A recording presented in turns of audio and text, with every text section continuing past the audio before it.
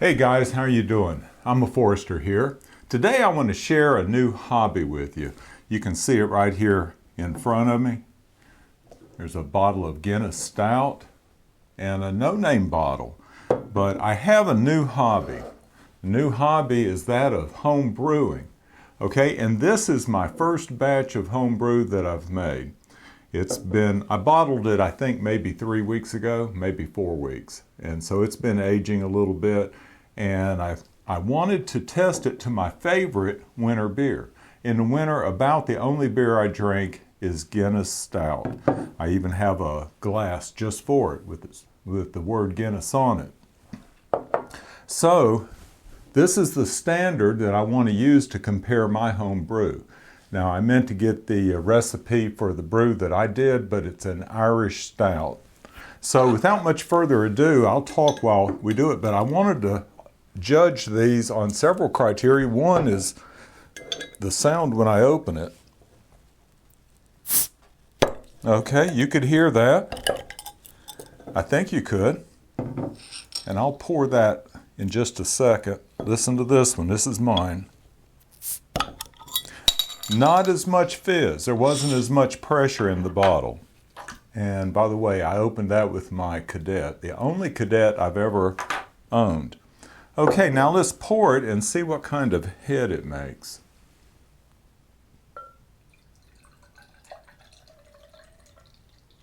I don't have the same glasses, so the glasses are going to vary a little bit. Okay, that's not much of a head for this Guinness Stout.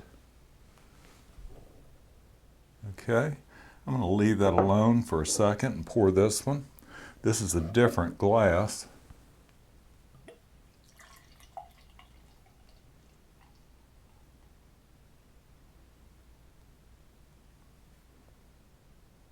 Very similar.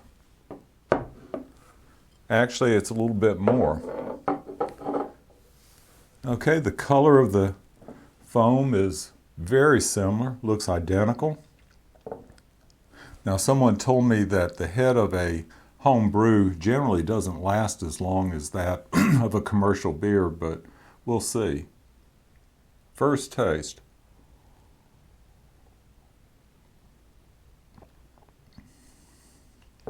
It's very familiar. Like I say, in the winter, I like a dark beer. Guinness is my preferred beer for the winter. In the summer, I'll drink a lager, and I have several that I would like. But let me compare this to the Guinness.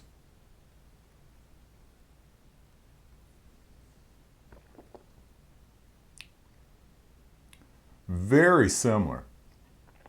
It has just a slight different flavor, sort of an edge to it.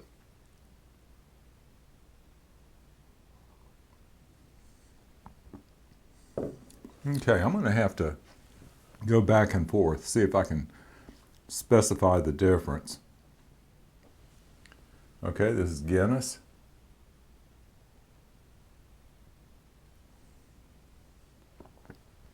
Guinness has a very silky mouthfeel.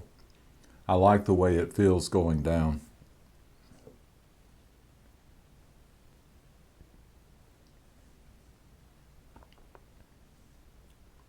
There is no edge to it. It has that sort of coffee or cocoa taste to it. That's why I like the dark beers in the winter. I don't know, they just have a sense of comfort.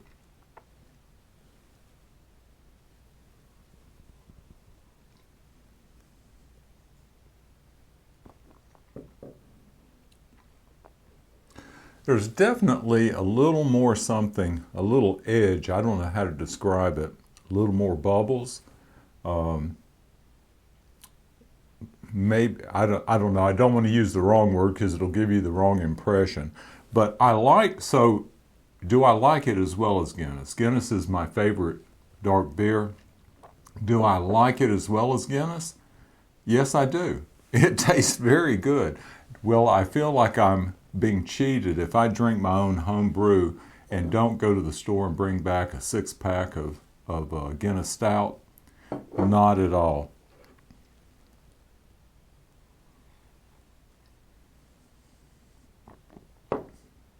I tell you, that is very good. I had very low expectations for how it was going to turn out. So I'm not really that much of a cook.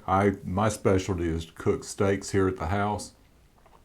So when I went to get the ingredients and I talked to the person that ran the local brewery or beer store, supply store, and I asked him, he sensed that I was a little bit nervous about making my first batch of beer.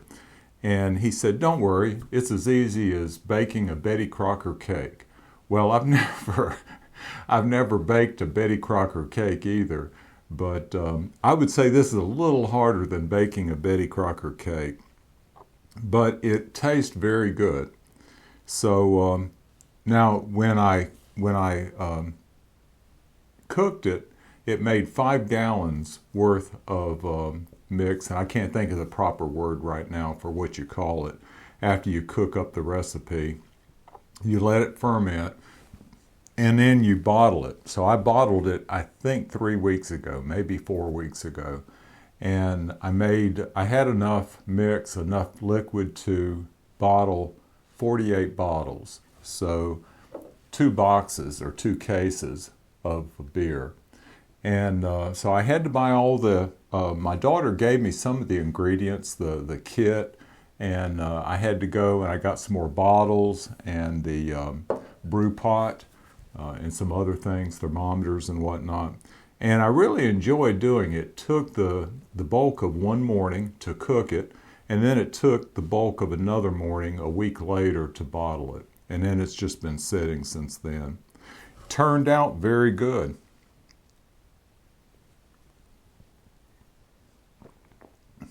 I don't know that I'll ever get to be an expert at homebrew though, because I don't drink that much beer. So I doubt I average 1 beer every week, maybe 2 beers a week.